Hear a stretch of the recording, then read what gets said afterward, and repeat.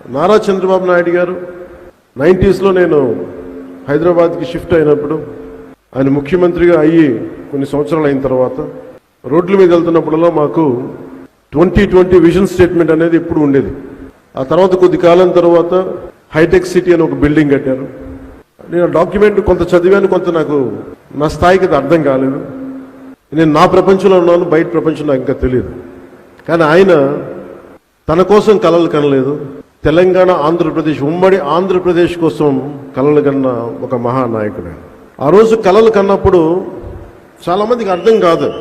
ఇక్కడున్న వ్యక్తుల్లో చిన్నపిల్లల్లో కానీ ఎవరో ఒకళ్ళు 2047కి నేను ఇది అవుతానంటే ఈరోజు హాస్యాస్పదంగా ఉండొచ్చు. మనకి కాలానికి ముందుకెళ్ళి చూస్తే ఆ సాధించిన తర్వాత అప్పుడు ఈరోజు నీ మిషన్ స్టేట్మెంట్ విలువ అర్థమవుతుంది. అలాగా 2020 విజన్ స్టేట్మెంట్ ఇచ్చినప్పుడు అదే మాదాపూర్లో అదే చోట్ల మేము ట్రైనింగ్ కనో లేదంటే రకరకాల వెళ్ళేవాళ్ళం రాళ్ళు రప్పలు చూడడానికి.